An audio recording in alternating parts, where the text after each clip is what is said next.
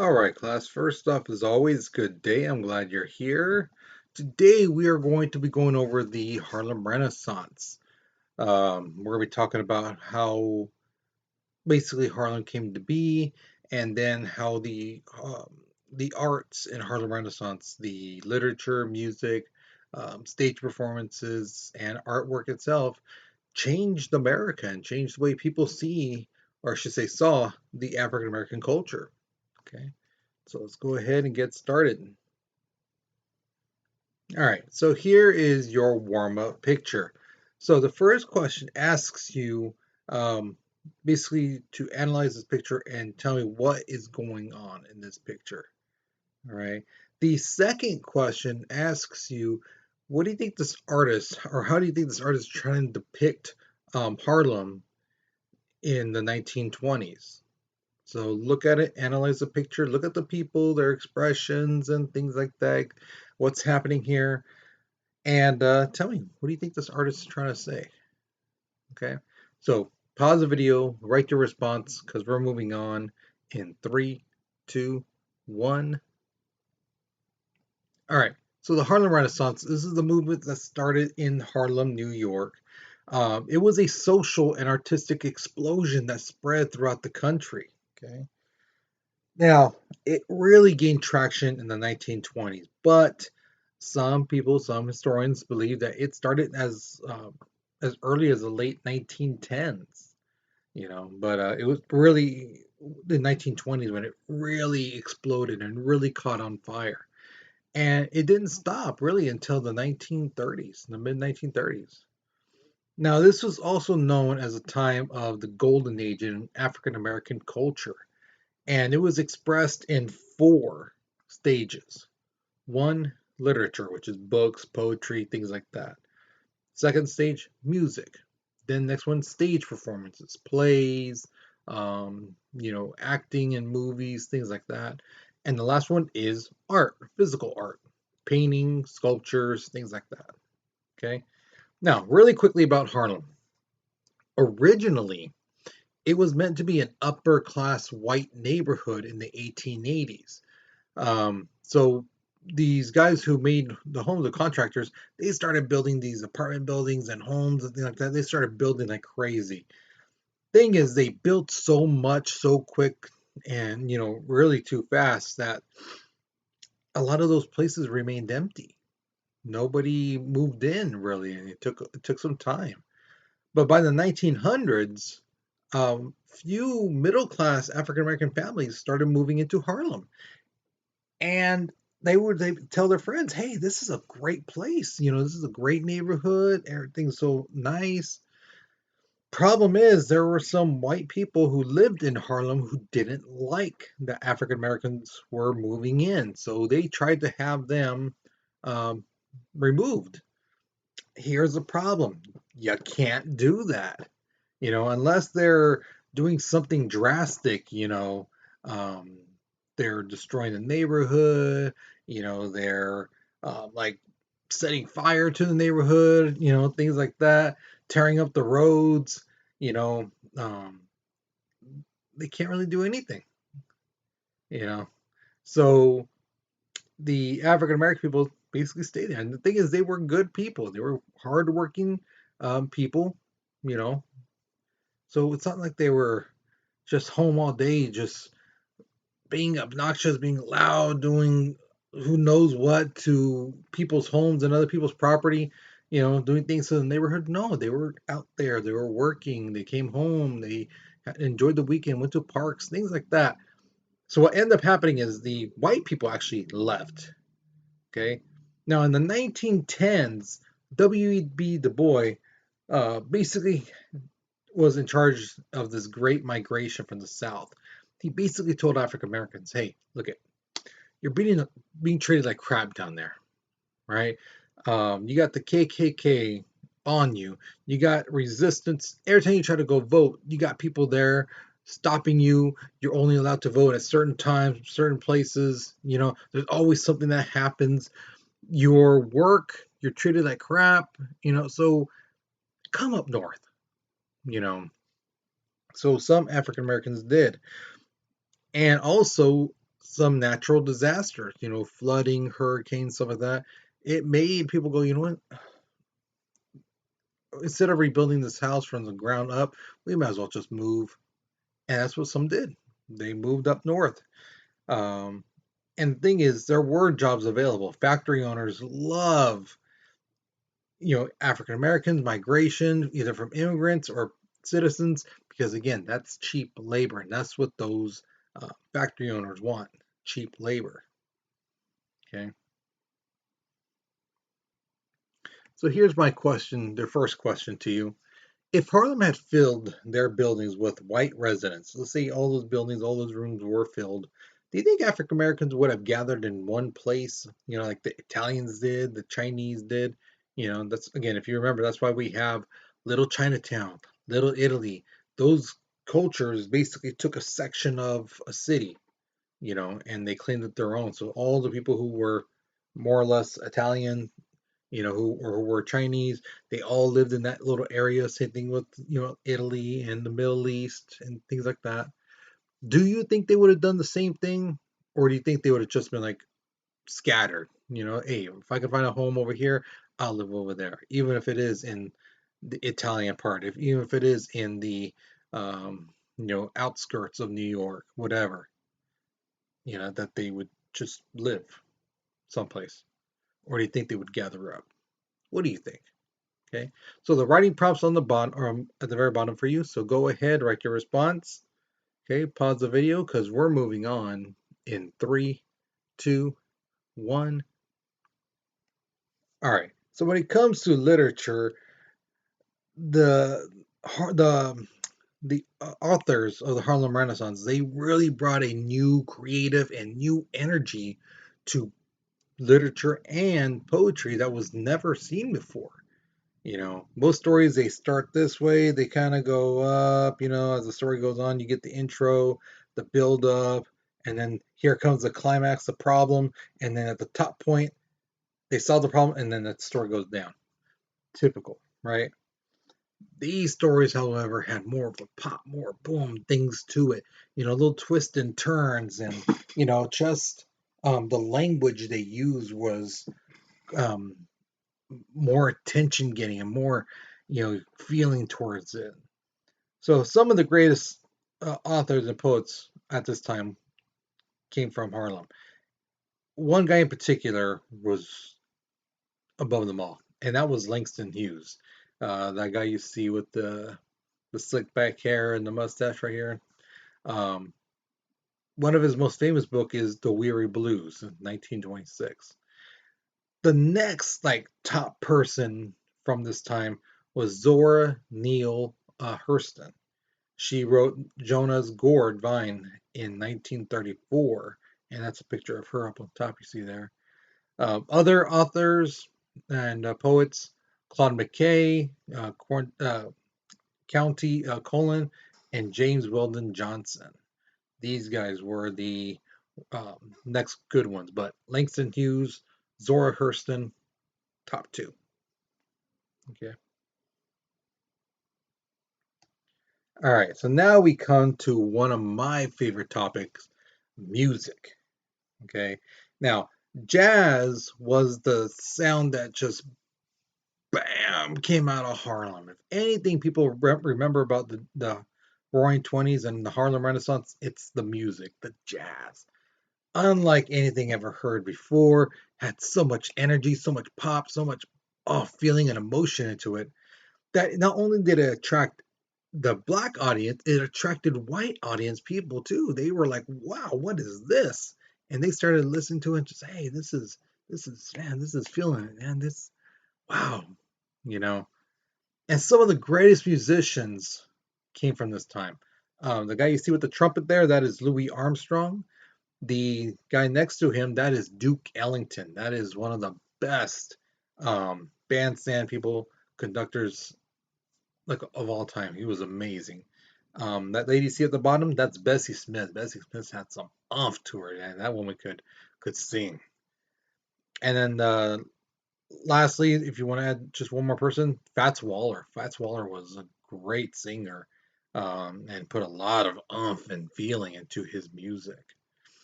All right. Now the thing with the music is an interesting little club that came out of that was in Harlem. It was famous nationwide. Even people in like Arizona and California knew about the Cotton Club. Okay, it was opened in 1923. Okay, it had one huge ballroom and it had two bandstands. Basically, when one band was finished their set, they were about to get done. The other ones be setting up. So when these guys stopped, this group was already getting ready to go. So the music never stopped. And I know it sounds like, oh my God, that's nothing. But back then it was something big. They didn't close until well past midnight. Again, to you, that's like, who cares? I stay up till like 2, 3 o'clock in the morning. But again, you have to remember the context. At that time, most people were, I mean, staying up late was like 10, 11. It's like, whew, God, I mean, I had to get up in the morning, I had to go to work, you know. But this place closed past midnight, sometimes like 1 o'clock. Oh my God, how scandalous, type of thing. The problem with this is this with the Cotton Club. White people wanted to experience the black culture. They had Harlem Renaissance painters and paintings on the walls. They had the jazz music being played by people like Bessie Smith, especially Duke Ellington. Duke Ellington was a regular there at the Cotton Club. Louis Armstrong, these guys were there playing, singing, and the thing is, African Americans were not allowed in the Cotton Club. The Cotton Club was in Harlem, and African Americans were not allowed inside, only white people. Okay. So again, the hypocrisy is these white people want to experience, see, and hear the music and the artwork from the Harlem Renaissance, but they don't want to interact with African Americans.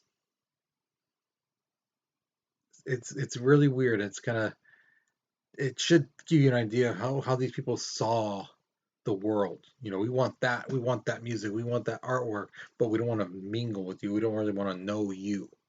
But we like your artwork, we like your culture, we like your music, but we don't like you. It's kind of, yeah, you know. So what happened was, there was that point of hypocrisy. People were like, how could you do that? How could you want like the culture and this and that and the music, the artwork, but not the people? So what happened was the club actually relocated to a different place in 1935. And the people who went to the original Cotton Club and to the new Cotton Club, they were like, yeah, it doesn't feel the same. It just doesn't have that pop. It doesn't have that feeling of what the old one had. So um, the the doors eventually closed in 1940 because again, it just didn't have that flavor. It didn't have that feeling. Now, I'm sure you have probably came across your thoughts, probably your mind once or twice already.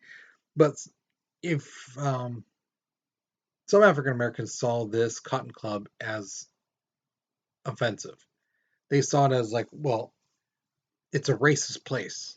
You know, they keep us out. It's our music, it's our culture, it's our artwork, and they're keeping us out. Whereas some people saw it as, hey, this is a bridge. Yeah, we're not invited. Who cares?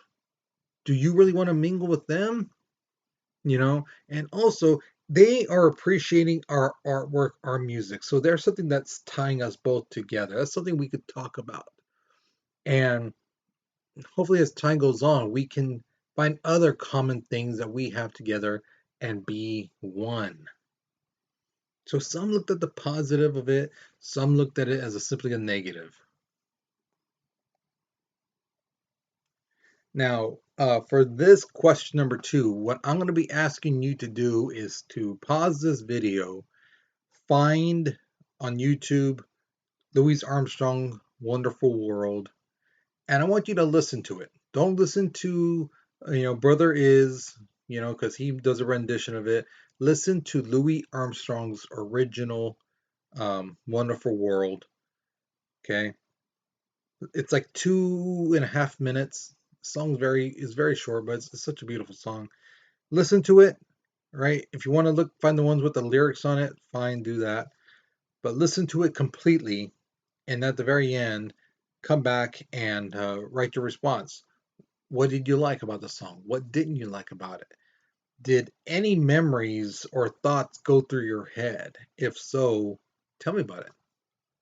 Okay.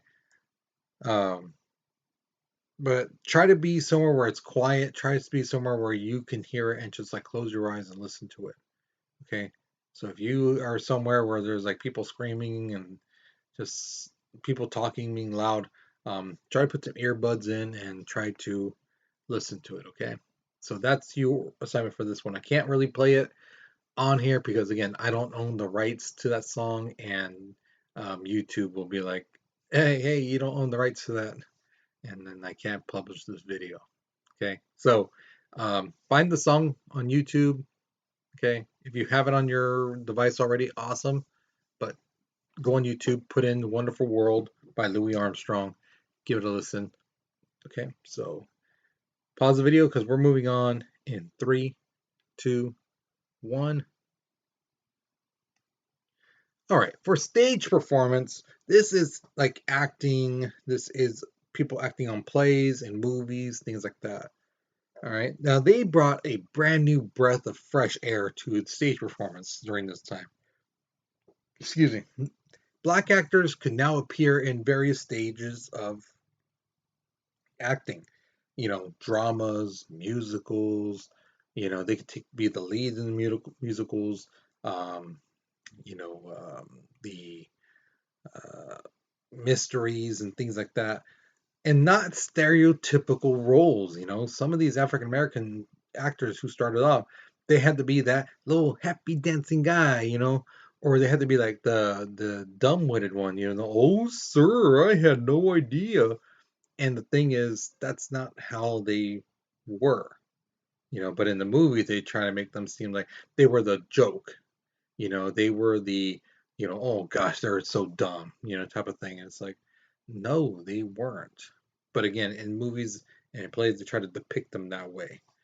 And even some not even African Americans could get the roles of African Americans. You know, they would have to, white people would, blackface their own faces and things like that. So one of the first actors who truly believed that the art and culture were the best ways to bring the black culture in with the white dominant culture is Paul Robeson, which is that guy you see up on top, the one without the hat. Okay, so he was the one who really felt that, hey, this is something we can do to kind of merge with the white dominant culture. Show them our plays, show them our acting abilities and musical abilities and things like that. Some other actors who made a really big impact. That woman you see right there, that is Josephine Baker, considered one of the most gorgeous women in the world at that time. She's still, I mean, very beautiful woman. The sad part is she, while here in the United States, really didn't get much roles, didn't get much credit. But when she moved to Paris, wow, she became like a world phenom. And again, people were just like, oh my gosh, she's so beautiful. And she would wear these like very uh, elaborate outfits. Um, Again, you can look on Google yourself and see because wow, she was a very beautiful woman, absolutely stunning woman.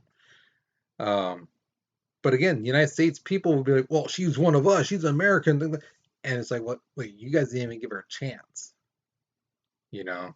And you're trying to claim that she's one of you guys, and it's not because now she's world famous. Yeah, no. Some other ones, Anita Bush was a big one. Bill Bojangles Robinson with the guy in the hat back there. And if you remember from a couple videos ago during World War One, he was the guy who basically said, um, I will not take any pay if you let me entertain the white soldiers and black soldiers." That was him. Okay.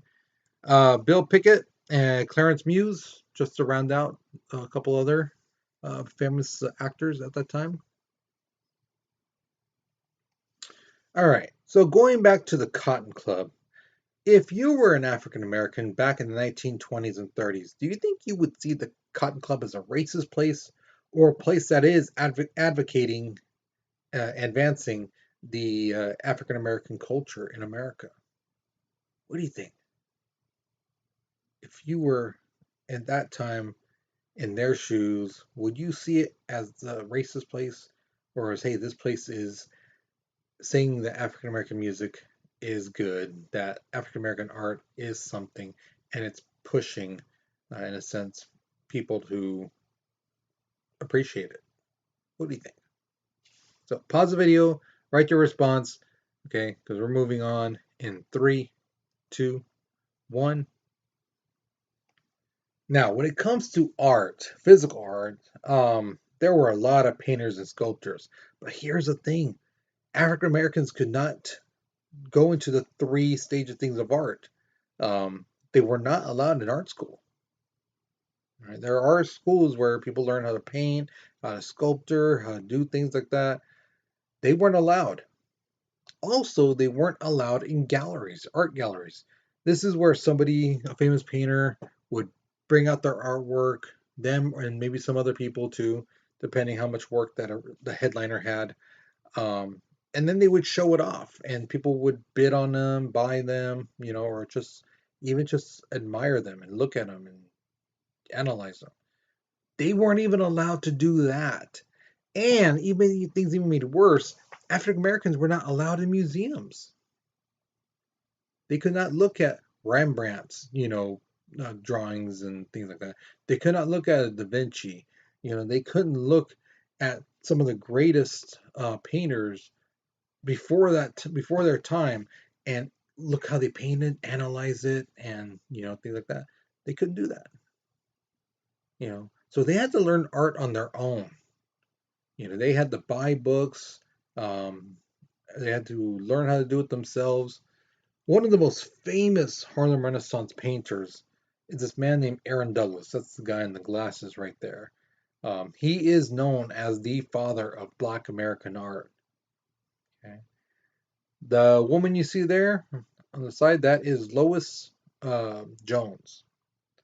She too wasn't allowed in the art schools and the galleries and things like that, but she learned how to paint and she did a really good job. That guy you see in the hat, that is James Vanderzee, and he too, phenomenal painter. If I remember right, if he's the one I'm thinking of, he really, really knew how to use color, brightness, and just, I mean, the contrast between dark colors and bright, and really gave out made the colors pop. If I remember right, if I remember that's him. So yeah, great artist. Now we're gonna go to the sculptors. People who got clay and things like that. And some of you guys who may have had art class with clay, it's not that easy. You really want to make something and you're like, this kind of looks like crap, and you have to like crush it and do it all over again. So to make something look realistic, make it look good, it takes time, it takes effort. And this lady you see holding that little deer thing, um, that is Augusta Savage. She is famous for making this bust. A bust is basically a statue, but from the chest up. And she made one of W.B. Du Bois. And from my understanding, from the pictures I've seen, it looks just like him. I mean, spot on. And even he was like, wow, this is great. This is beautiful. And like I said, it takes talent, it takes patience to make a clay um, figure look realistic and look exactly how you want it to look. Um, Augusta Savage also created portraits of ordinary African Americans, in Harlem and other parts of New York and some of that. And she would later, in the 1930s, help get African Americans into the Federal Art Project. You know, so she did a lot to advocate African Americans in art. The other lady you see there, that is Mata Vox Warwick Fuller, another notable sculptor. Does great jobs and things like that. Okay. Now we've come to the exit ticket. The first question asks you, which of these four subjects do you find interesting and why? Literature, music, acting, things like that, or physical art, painting, sculptures, okay?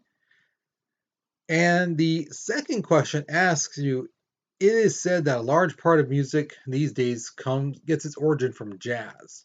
Do you agree, disagree? Now, if you are like, oh, I never heard jazz. If you honestly can say, oh, I've heard jazz before, you've heard like Miles Davis, you've heard Duke Ellington, you've heard of Benny Goodman. If you've heard of those guys, then answer the question. But if you honestly, truly have no idea who I'm talking about, go on YouTube, listen to their music. Again, any of their stuff. Even the like Duke Ellington's A Train. Miles Davis. Miles Davis was like, wow. Um, Listen to their music. Benny Goodman, that's another good one too. Listen to some of his music and tell me, do you think that's true that the nowadays music, if you boil it down, its origin is jazz? What do you think? Okay, so write your response to either one of those two questions. Once you are finished, you are done with this lesson. Okay, so hopefully you learned something new. Hopefully you enjoyed this. Again, I love the music section. I just um, if I could, I would play the music for you guys so you can hear it. But again, I want this video to be published. And again, I don't own the rights to those music, so I can't really do it. So I'm hoping you guys listen to the music yourself. And uh, either you did both the Louis Armstrong and you did the second part, the second question. Hopefully you listen to some jazz. Okay. So that's it. You guys, you take care, you be safe, and I'll see you guys later. Okay.